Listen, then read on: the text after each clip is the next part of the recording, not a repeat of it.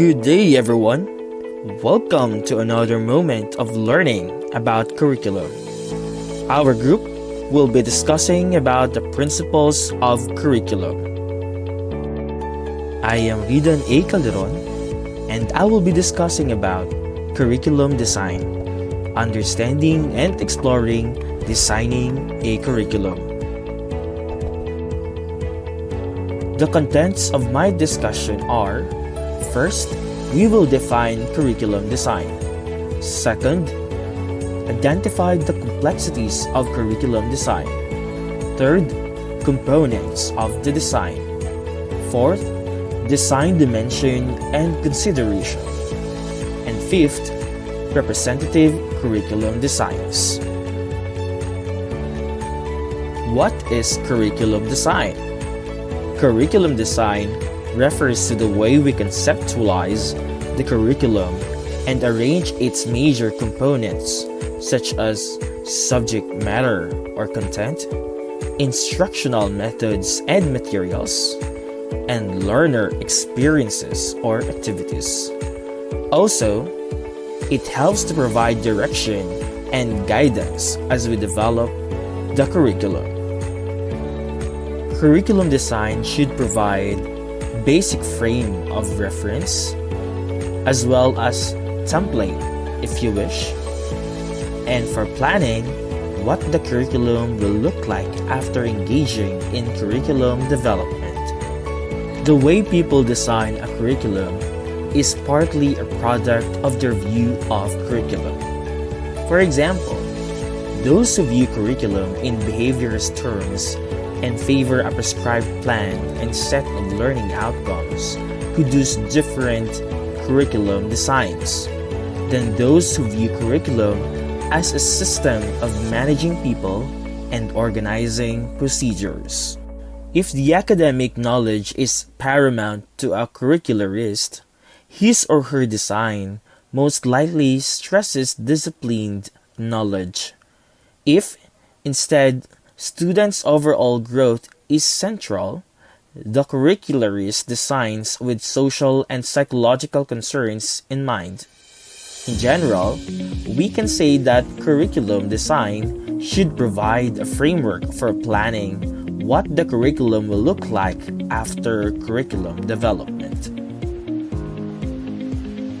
We think that curriculum design is challenging as we attempt to select and organize curricular components in ways that will address the brain, the most mysterious organ of the human body, so that learning, defining it, will occur. In curriculum design, we put ourselves under the illusion that we can stop time, stifle the interactions of humans to obtain learning outcomes, and delude ourselves into believing that specific results can be obtained and described with precision. We have to be creative in our behaviors to address partial truths and various myths that people believe about education and educators and the general public's embrace of curriculum's proper aims. Here are David Orr's 4 myths that are still relevant in curriculum design. First is that education, the right curriculum, and curriculum design can eliminate ignorance. In response to Orr's discussion of myths, some people might argue that education can reduce ignorance, help people manage society and the earth, increase wisdom, and foster upward mobility. Implicit in these myths is a key question: what is education for? Can we actually agree upon its purpose?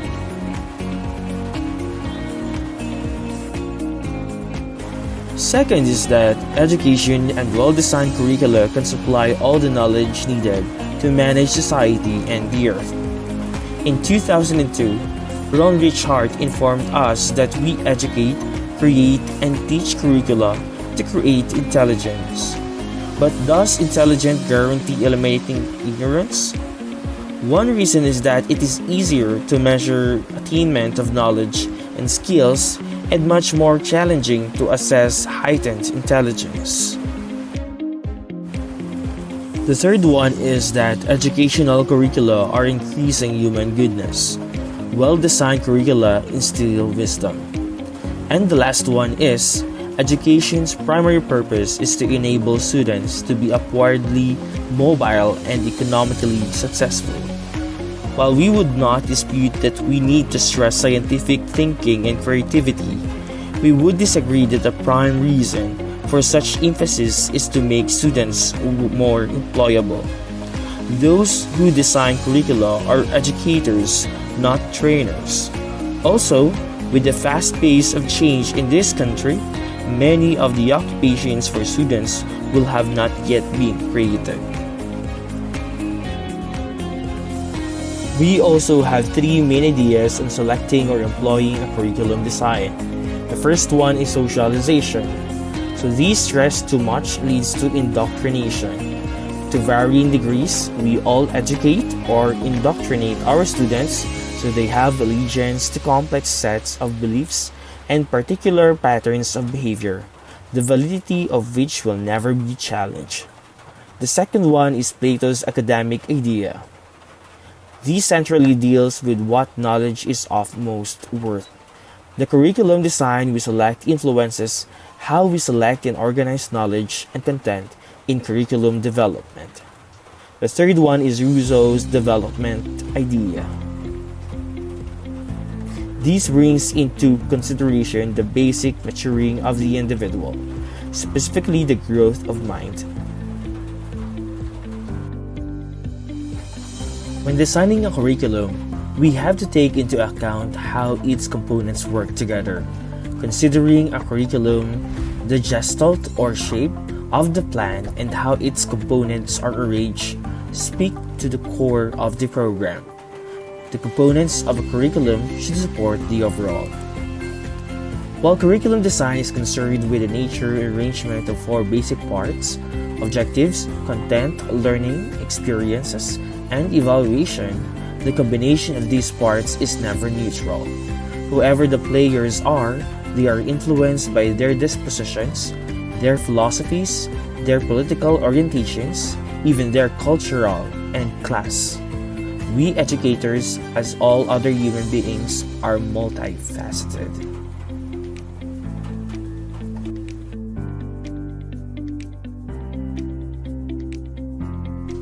Sources of curriculum design. Curriculum designers must clarify their philosophical, social, and political views of society and the individual learner views, commonly called curriculum sources. First, we have science as a source. Some curriculum workers rely on scientific method when designing curriculum. Their design contains only observable and quantifiable elements. Problem solving is prioritized. The design emphasizes learning how to learn. Society as a source. Curriculum designers who stress society as a curriculum source believe that school is an agent of society and should draw its curriculum ideas from analysis of the social situation.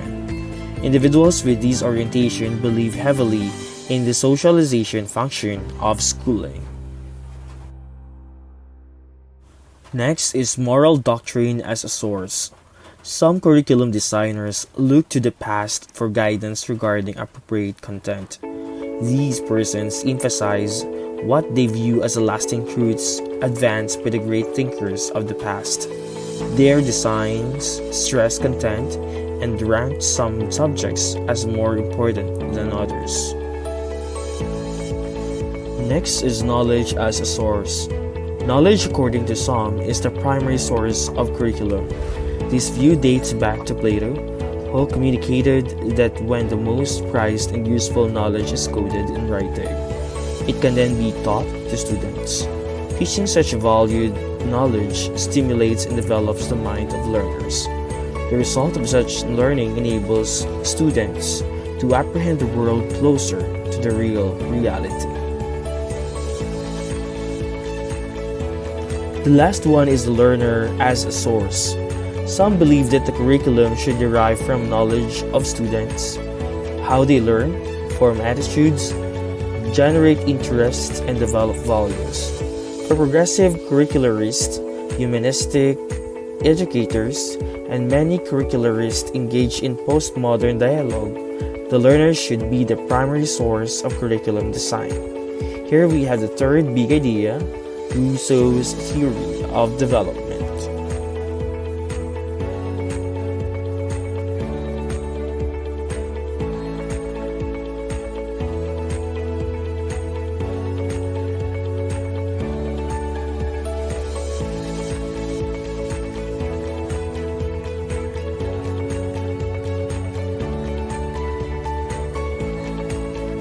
Design dimension considerations in curriculum design addresses relationships among curriculum's components. It should achieve scope, sequence, continuity, integration, calculation, and balance. Scope. Curriculum designers must consider a curriculum's breadth and depth of content, that is, its scope.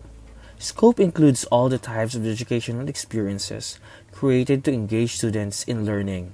It includes both cognitive and affective learning, and some might add spiritual learning.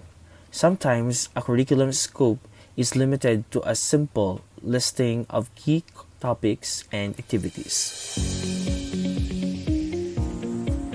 Sequence.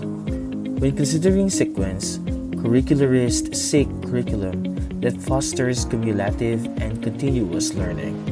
Specifically, curricularists must decide how content and experiences can build on what came before.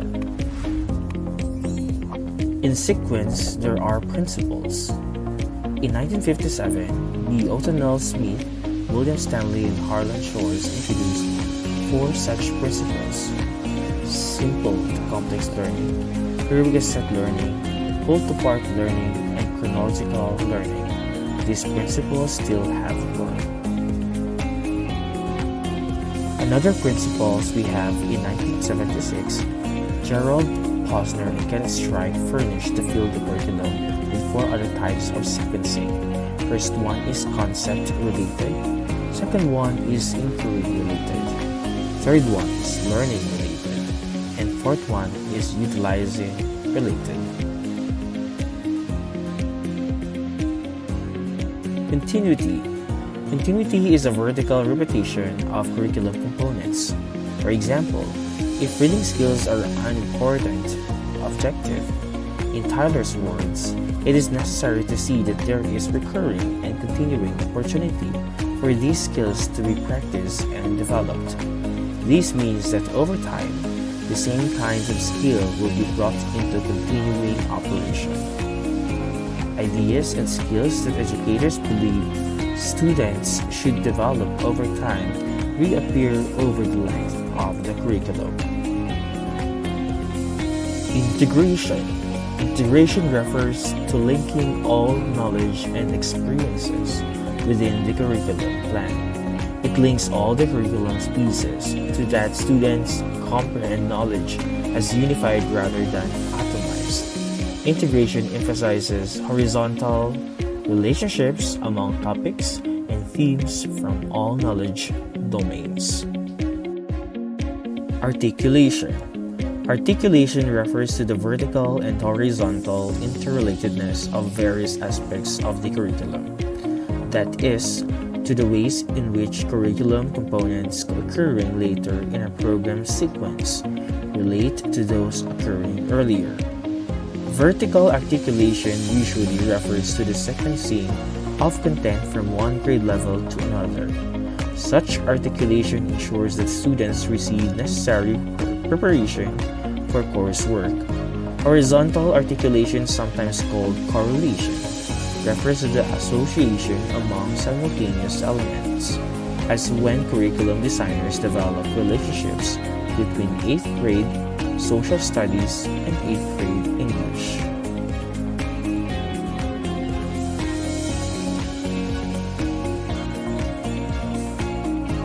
Balance. When designing a curriculum, educators strive to give appropriate weight to each aspect of the design.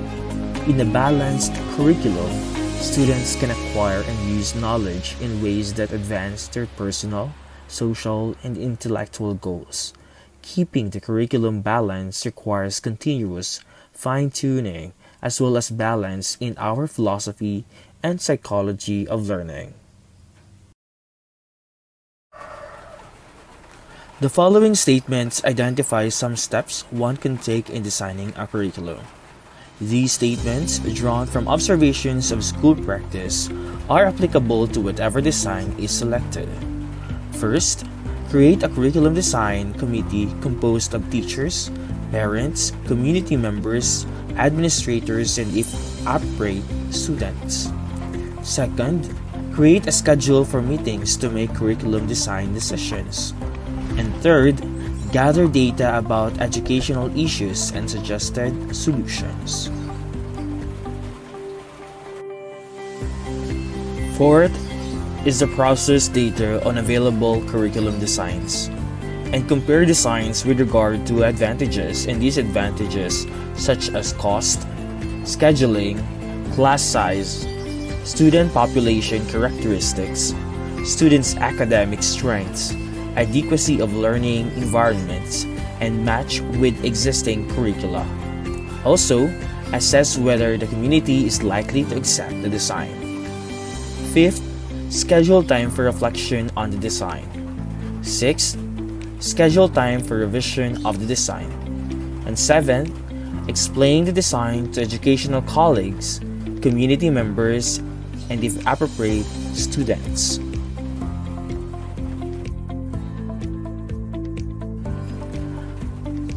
Curriculum components can be organized in numerous ways.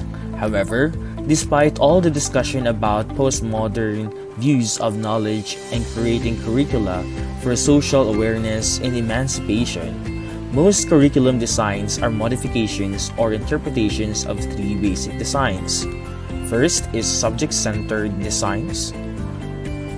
Second, learner-centered designs. And third is problem-centered designs. Subject-centered designs. So these designs are by far the most popular and widely used. Knowledge and content are well accepted as integral parts of the curriculum. This design draws heavily on Plato's academic idea. Schools have a strong history of academic rationalism. Also, the materials available for school use reflect content organization. Subject design in the mid-1930s, Robert Hutchins indicated which subjects made up a curriculum design.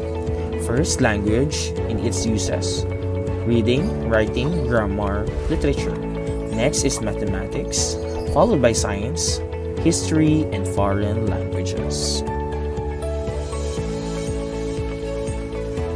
Next, discipline design. The discipline design, which appeared after World War II, evolved from the separate subject design. This new design gained popularity during the 1950s and reached its zenith during the mid-1960s. As is the case with the separate subject design, the discipline design is based on content's inherent organization. However, whereas the subject design does not make clear the foundational basis on which it is organized or established, the discipline design's orientation does specify its focus on the academic discipline.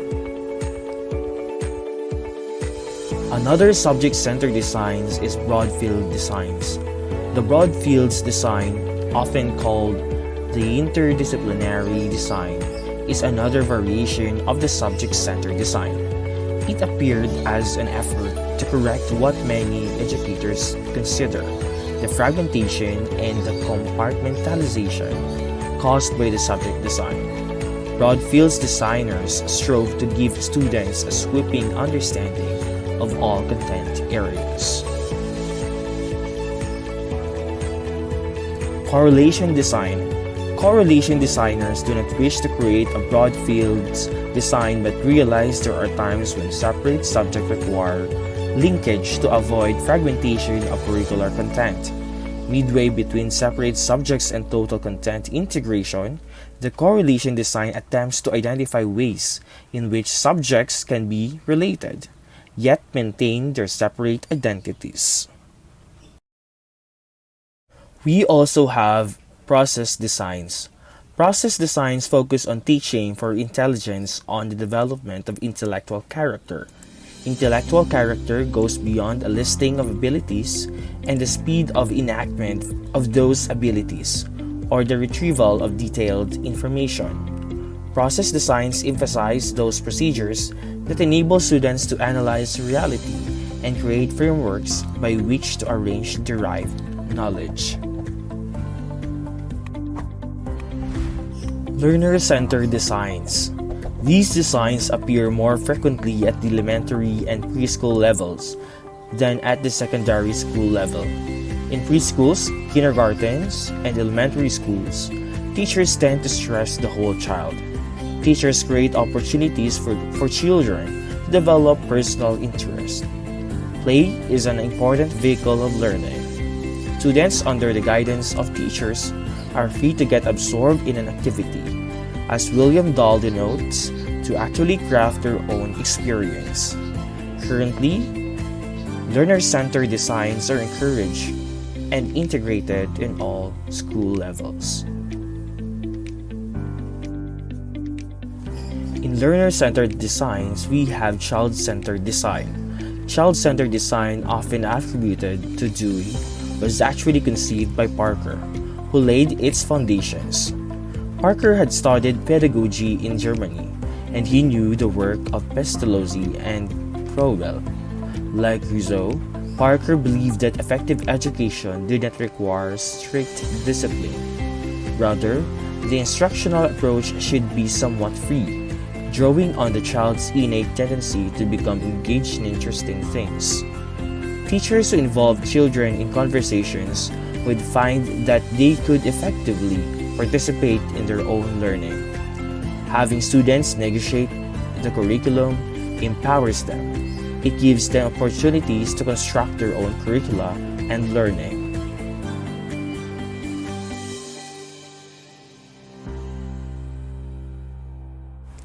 Experience-centered design. Experience-centered curriculum designs closely resemble child-centered designs in that children's concerns are the basis for organizing children's school world. In an experience-centered curriculum, the emphasis of the design is not on teaching or on learning, but on the activity. Romantic or radical design. Curricula in the radical camp are characterized by teachers' and students' actions that break barriers, challenge and unpack preconceptions, critically analyze theories, and discover new ways to process significant questions. Radical curricularists believe that individuals must learn to critique knowledge. Learning is reflective, it is not externally imposed by someone in power. Humanistic design. Humanistic designs gained prominence in the 1960s and 1970s, partly in response to the excessive emphasis on the disciplines during the 1950s and early 1960s. Humanistic education appeared in 1920s and 1930s as part of progressive philosophy and the whole child movement in psychology. After World War II, humanistic designs connected to existentialism in educational philosophy. In 1970s, humanistic education absorbed the notion of confluence. Confluence education blends the affective domain, which are feelings, attitudes, and values, with the cognitive domain, the intellectual knowledge and problem-solving abilities. It adds the affective component to the conventional subject matter curriculum.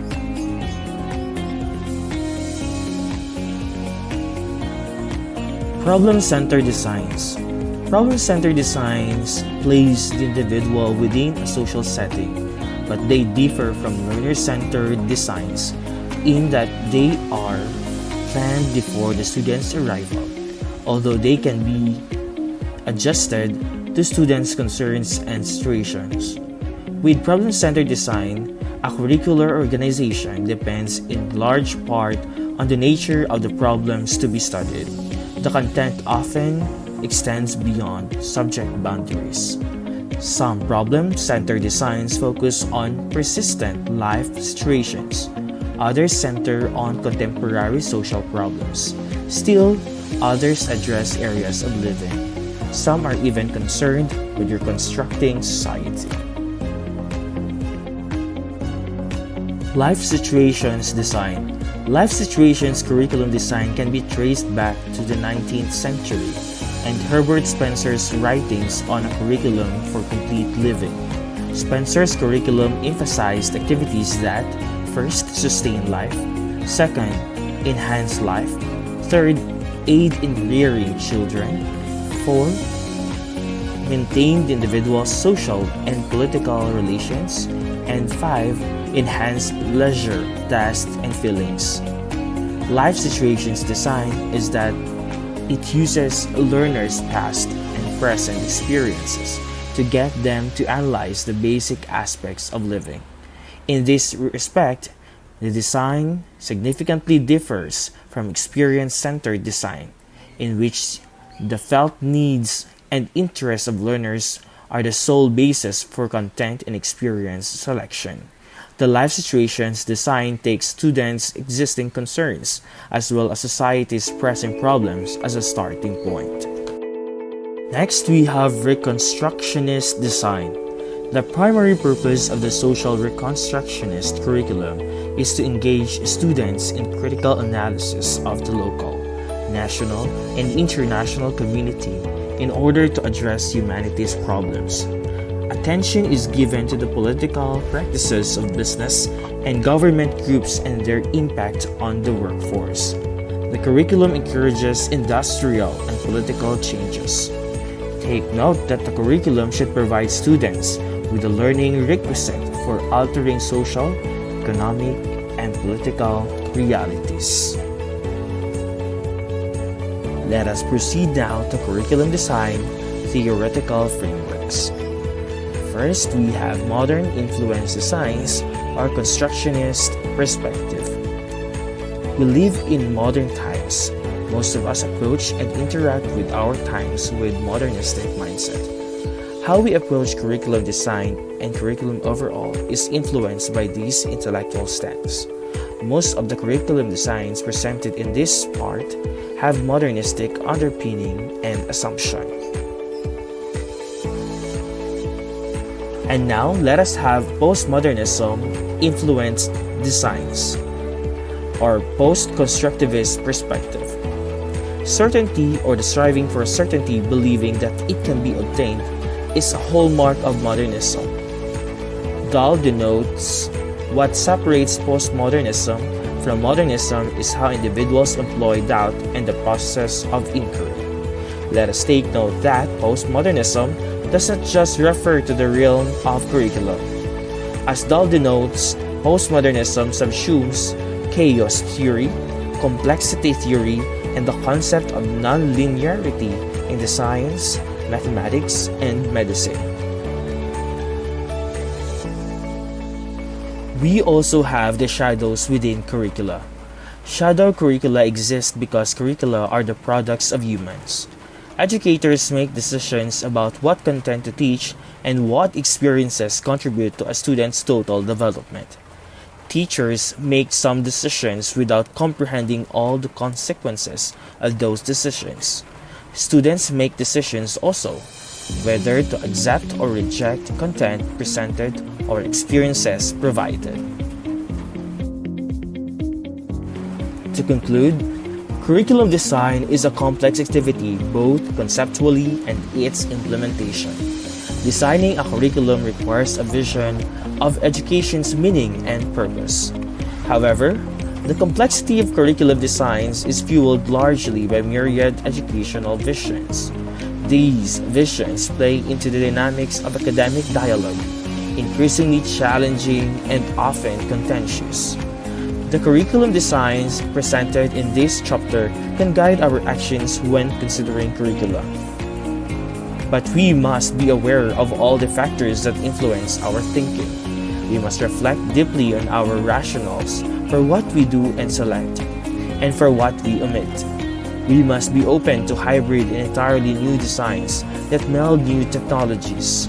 We should remember that while diversity is present and chaos exists, we still have the basic components of curricular design.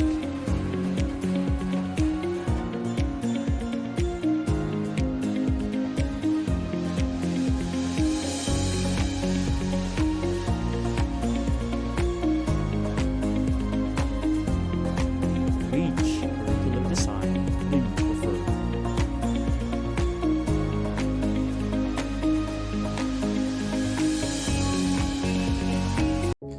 Now that we are done with the curriculum design, we now go to the curriculum development. Some of the important topics discussed here are the scientific and non-scientific approaches in the curriculum development. And here are the four major topics that we are going to discuss in the curriculum development. First is the technical scientific approach or modernist perspective. Second is the non-technical non-scientific approach or the postmodernist post-constructivist perspective. Third is the enacting curriculum development, and fourth is the participants in curriculum development. Before going to the main topic, let us first define or describe curriculum development. It is the process of creating and organizing the content and structure of educational programs. It may involve several key steps. We have here the needs assessment. In the needs assessment, we try to identify the educational needs of our students, considering their age, background, and future goals. In setting of objectives, we define what students should learn and be able to do by the end of the course or program. Third, for the designing of curriculum, we decide on the content, teaching methods, and assessment strategies. In the implementation stage, we put the curriculum into practice by training teachers, providing necessary resources, and delivering the instruction according to the plan. And for the last step, we have evaluation and revision. In the evaluation revision, we assess the effectiveness of the curriculum through feedback from students, teachers, and other stakeholders. Based on this evaluation, the curriculum may be revised to improve its effectiveness. Also, curriculum development aims to ensure that educational programs are effective, relevant, and engaging, helping students achieve their learning goals and prepare for their future. We now go to the technical scientific approach or the modernist approach. It began around 1900s. It emphasizes that students should learn particular subject content and achieve specific outcomes. It uses scientific methods and requires thorough observation of the elements involved in designing the curriculum. The first model of this approach is the models of Bobbitt and Charters. Franklin Bobbitt compared curriculum to a railroad. Like a railroad engineer, an educator must take a broad overview of the entire field and see the major factors in perspective and in relation. Also, creating a curriculum is akin to mapping out a person's journey towards growth, cultural enrichment, and their unique talents. While according to Charters, changes in the curriculum are always preceded by modifications in our conception of the aim of education. And here are the 4 steps of curriculum construction according to Bobbitt and Charters. First is selecting objectives. Second is to divide the objectives into ideals and activities. Third is analyzing them to the limits of working units. And the 4th step is collecting methods of achievement. The next model is the Tyler model, which is one of the best-known technical scientific models. It indicates that those involved in curriculum inquiry must determine the school's purposes. That means curriculum planners should be able to gather data from society, subject matter, and from the learners. Second, identify educational experiences related to those purposes. Third is to ascertain or make sure how the experiences are organized. And fourth, evaluate the purposes in order to determine whether the program was effective. Moving on, we have the TABA model, grassroots rationale. It entails 7 major steps. First, diagnosis of needs. The teacher identifies the specific needs of the students for whom the curriculum is being developed. Second, formulation of objectives. The teacher defines the objectives that the curriculum aims to achieve. Third, a selection of content. The objectives guide the choice of content for the curriculum, ensuring that the content aligns with the objectives. The relevance and importance of the content are also assessed. Fourth, organization of content. The teacher arranges the content in a logical sequence, considering the students' developmental stages, academic levels, and interests.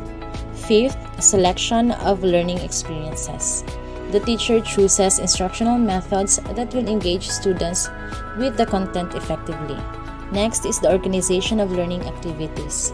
The teacher arranges learning activities in a sequence, often based on the content, while taking into account the specific needs of the students. And the last step is evaluation and means of evaluation.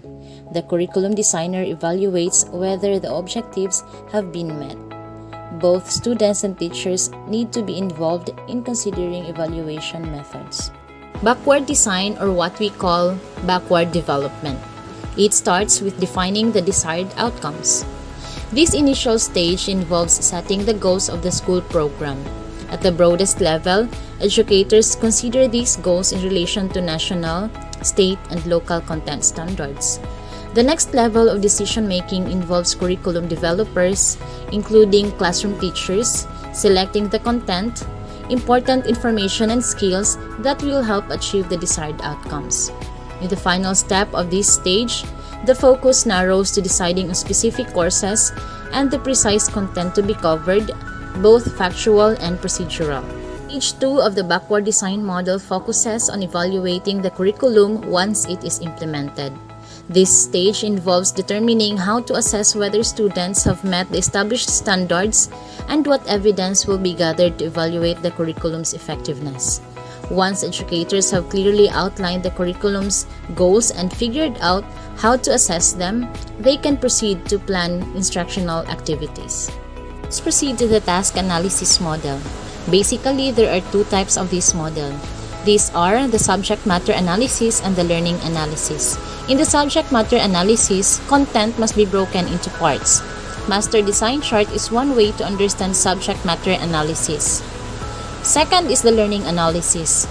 It involves analyzing the activities and determining which learning processes are necessary for students to grasp the chosen content. Learning analysis also focuses on the order in which these learning activities should occur. The next approach of curriculum development is the non-technical, non-scientific. It emphasizes aspects such as subjective experience, personal growth, aesthetic values, heuristic methods, spiritual dimensions, social interactions, and transactional elements. In this approach, the primary focus is on the learner rather than merely on the acquisition of static information. Students are seen as continuously developing and actively engaging in their own learning rather than passively receiving knowledge. The first model to this approach is the deliberation model. In the first stage, public sharing, people come together to share ideas related to curriculum development. In stage 2, the group identifies agreements and disagreements regarding educational goals, curriculum content, and instructional approach.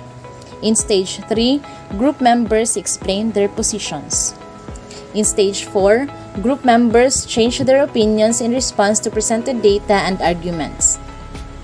In stage 5, participants work toward agreement regarding curriculum content, instructional approaches, and educational goals. And in the final stage, in stage 6, the group achieves consensus regarding the curriculum's nature and purpose. The next model is the Slattery's approach to curriculum development. Patrick Slattery did not have precise steps to follow in writing curricula, but he suggested some guiding principles. First, education is capable of reconceptualizing the concept of schooling. Second, followers of postmodern curriculum development must reject all modernist stances regarding curriculum and schooling. Third, postmodernism offers an important emerging approach to understanding curriculum. Fourth, the curriculum must be studied essentially as currere so that educators can arrive at generalizations regarding schooling and its curricula. Fifth, curricularists are not just curriculum developers but also scholars of curriculum. Next, the Dall's model of curriculum development, the 4 R's. The first R is richness, which means depth of curricular content and experiences. The second R is for recursion, the concept of happening again. Third R, relations, connections that shape the curriculum. And the fourth R is the rigor, which possesses the elements of scholastic logic, scientific observation, and mathematical precision. We are done with the 2 approaches to curriculum development. We now go to enacting curriculum development. Curriculum development primarily relies on 2 areas of knowledge: curriculum design and instructional design.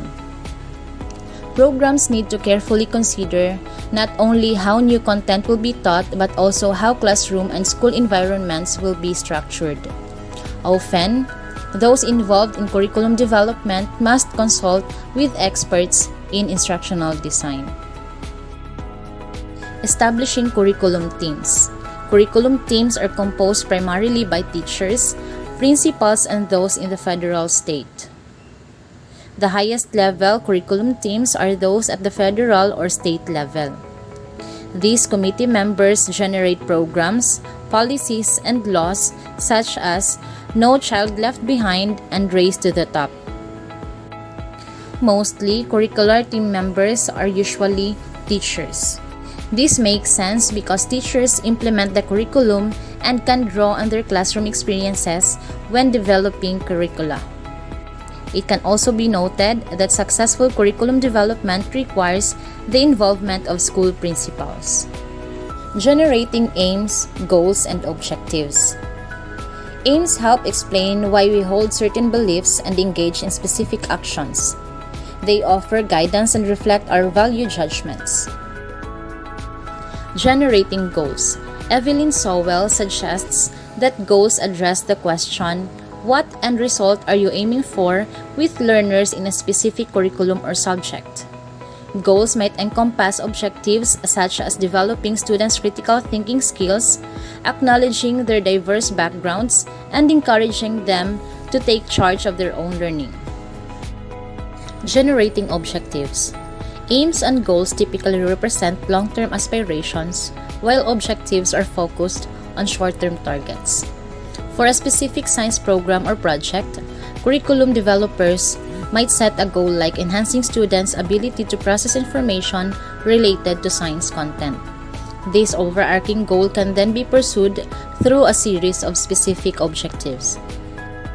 And these types of objectives can be behavioral objectives, non-behavioral general objectives, cognitive objectives, cognitive processes, the multi-purpose objectives, affective objectives, and psychomotor objectives.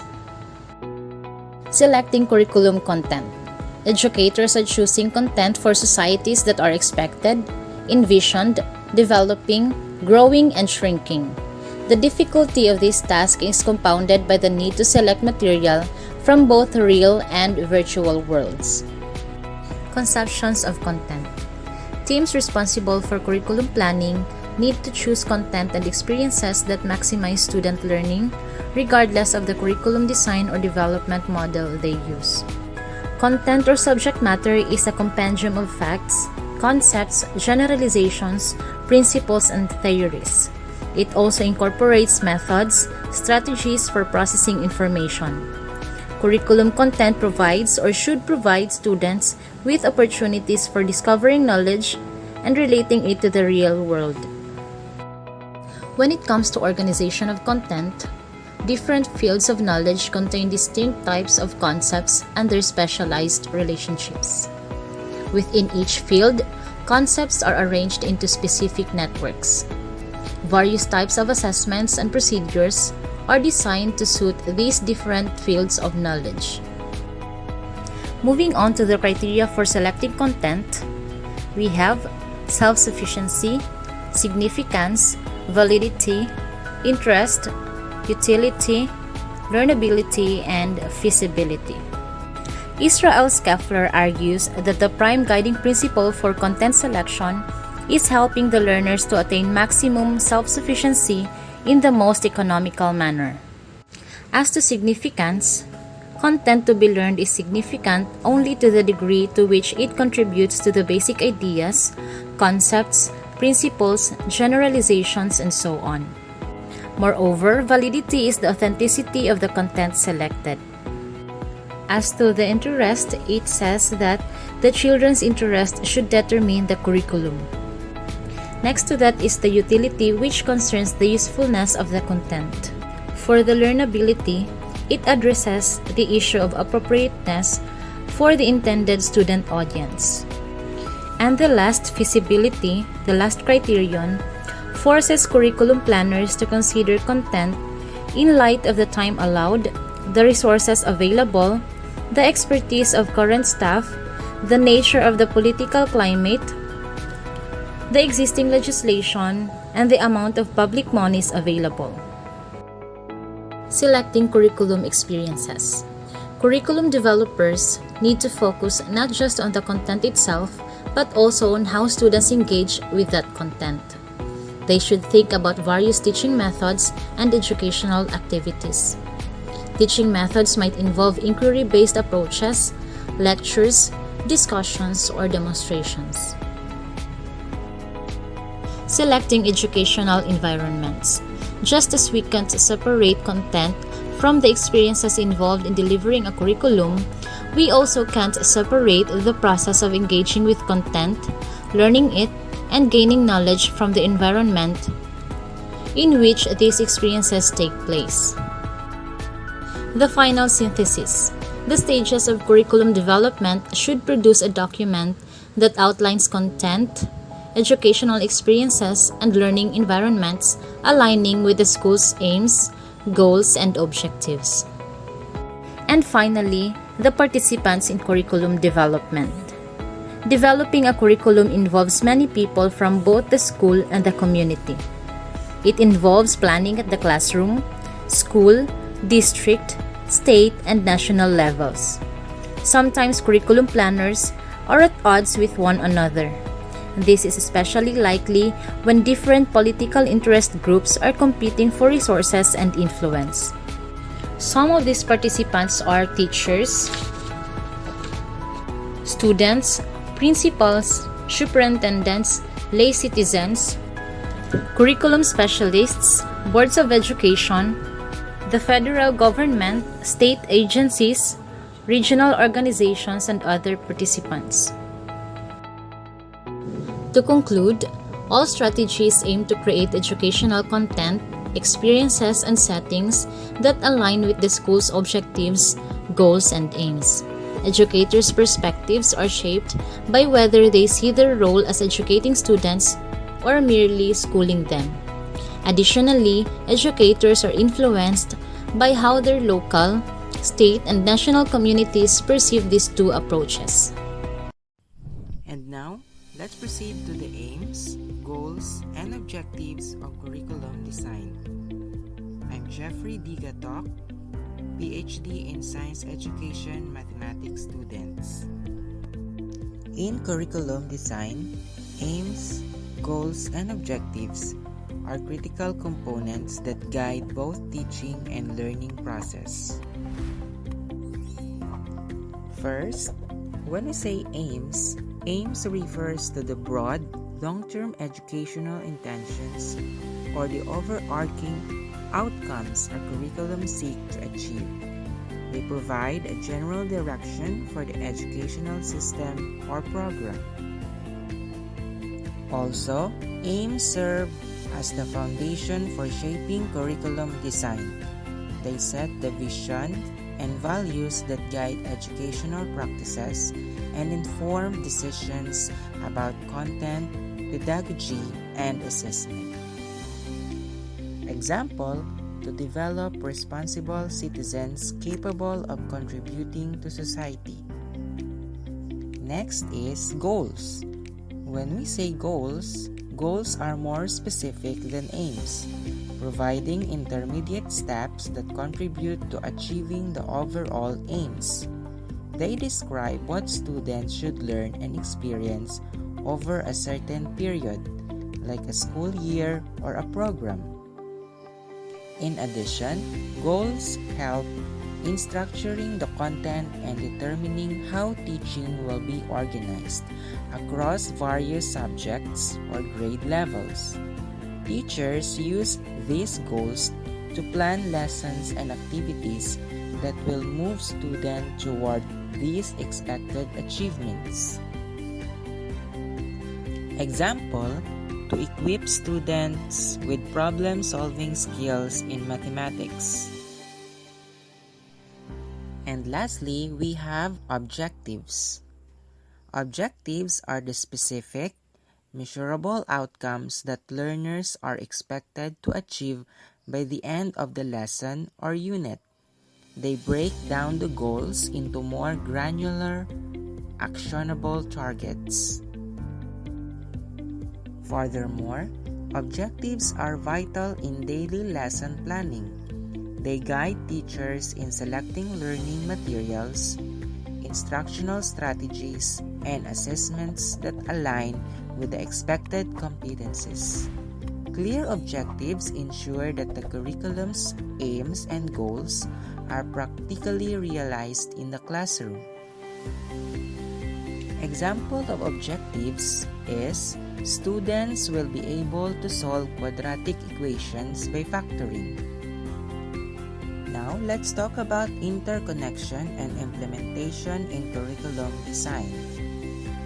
We have vertical alignment. Aims, goals, and objectives must be vertically aligned to ensure coherence in the curriculum. The objectives should directly support achieving the goals, which in turn contribute to fulfilling the broader aims. Next, we have instructional strategies. The teaching method and activities must align with these elements. For example, if an objective focuses on problem solving, instructional strategies may involve inquiry-based learning, group discussions, or real-life problem scenarios. Third, we have assessment. Evaluations should be tied with objectives to check if students are meeting specific competences. Formative assessments can gauge progress, while summative assessments measure overall goal attainment. And lastly, we have flexibility in implementation. While the aims and goals provide the general direction, teachers need flexibility in how they implement the curriculum in real classroom settings, tailoring it to meet the needs of their students while maintaining alignment with objectives. As a conclusion, aims, goals, and objectives are essential for guiding the direction, content, and methodology of curriculum implementation. By understanding and analyzing these components, educators can ensure that their instructional practices lead to meaningful, measurable learning outcomes that align with broader educational goals.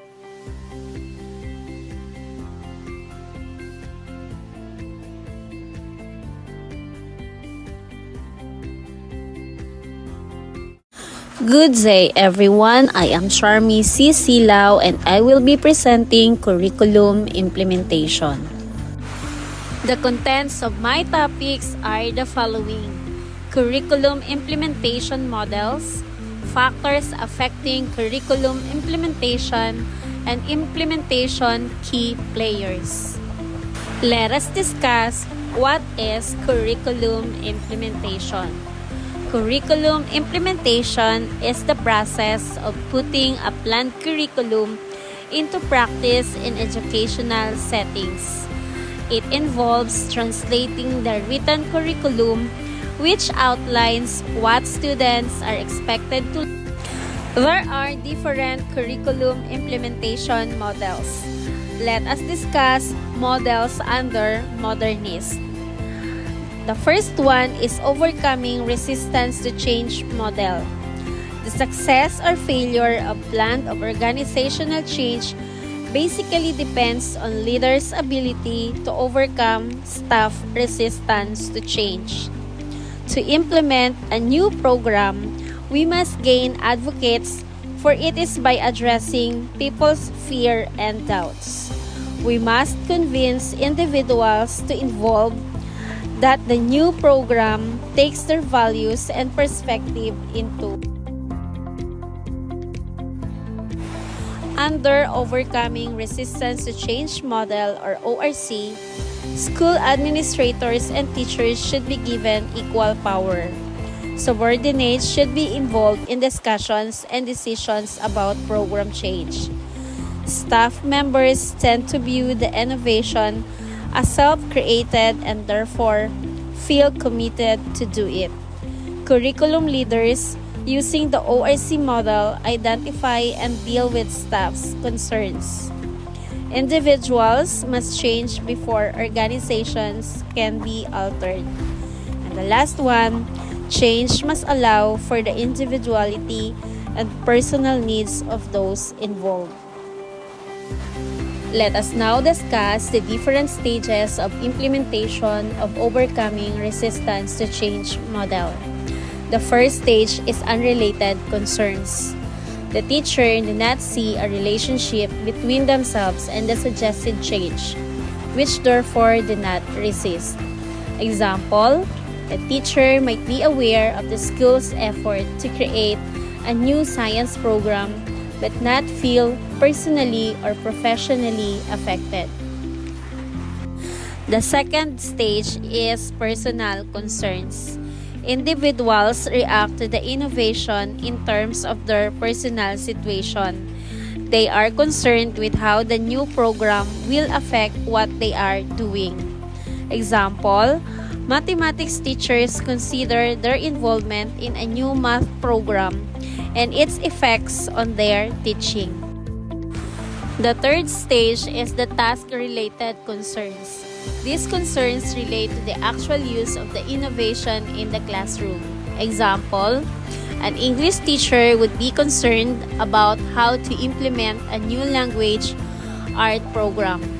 How much time will be required to teach this new program? Will adequate materials be provided? What are the best strategies for teaching the new program? The fourth stage is impact-related concerns.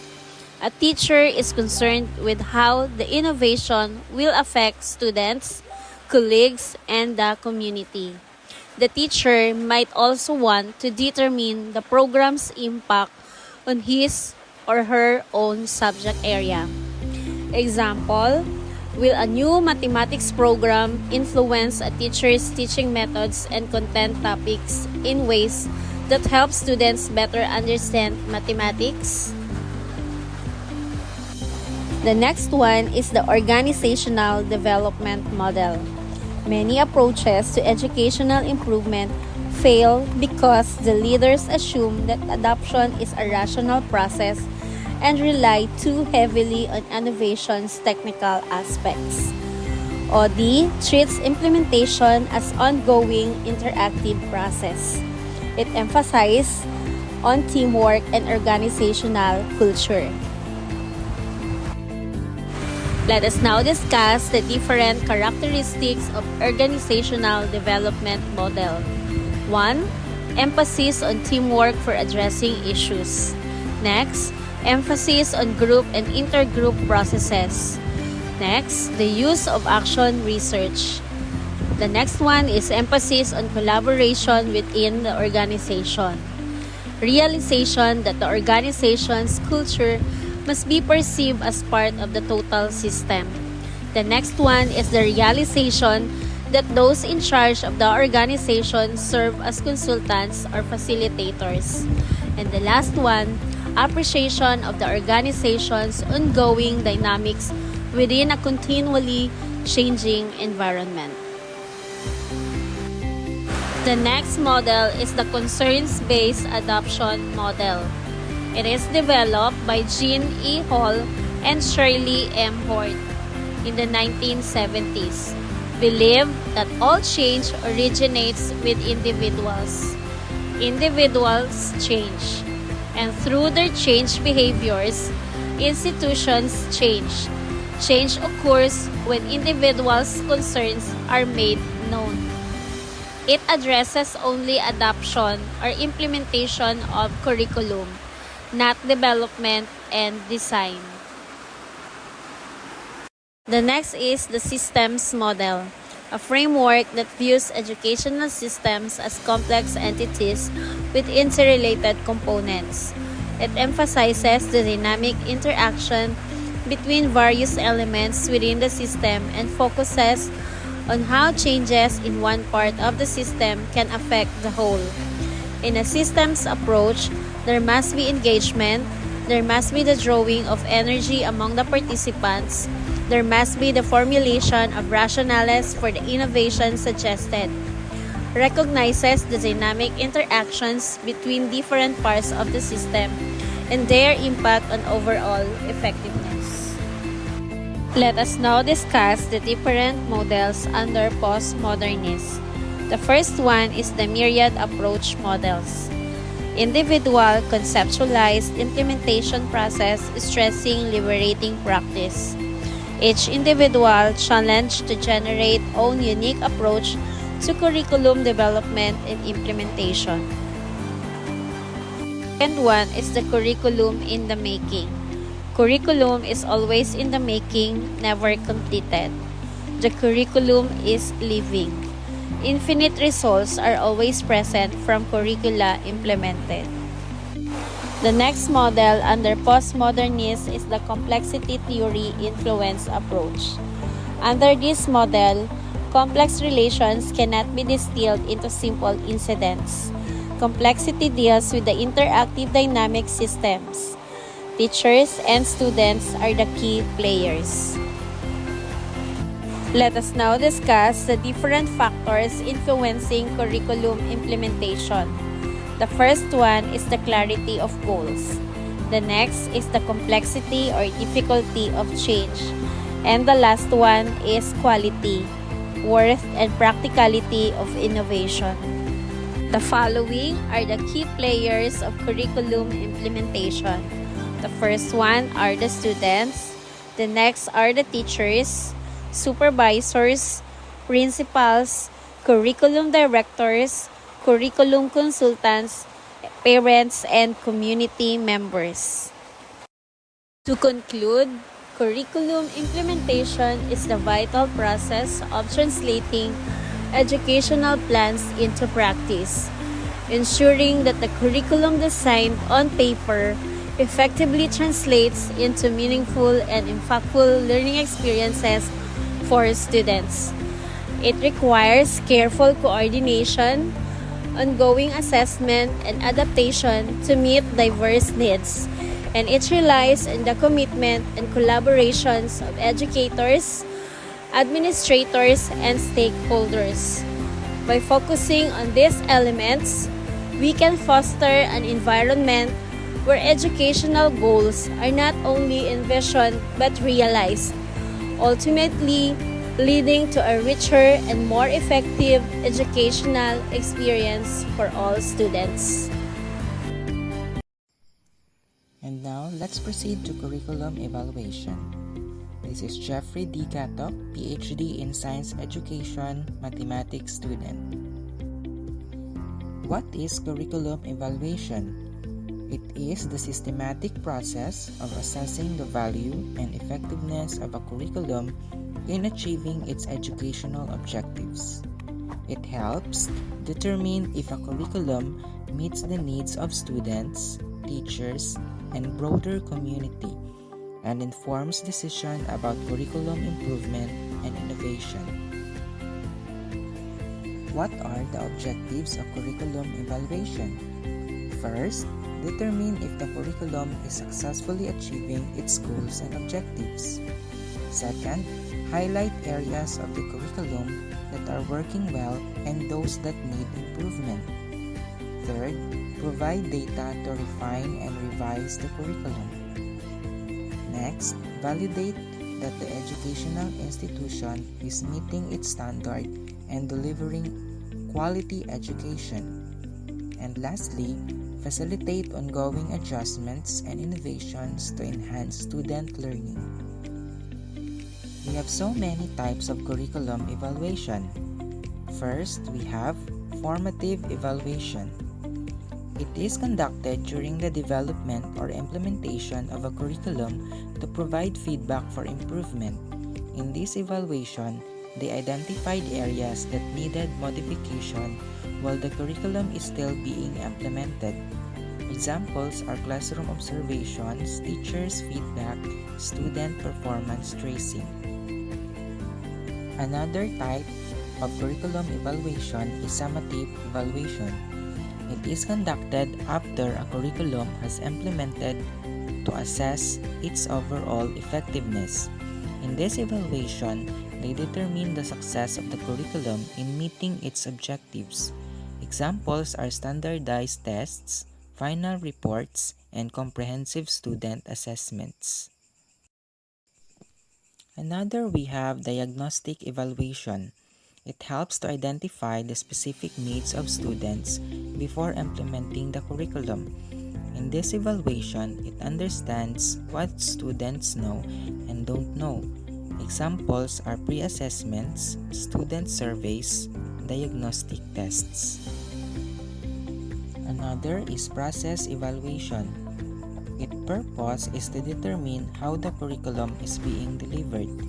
In this evaluation, they analyze teaching methods, materials used, and teacher-student interaction.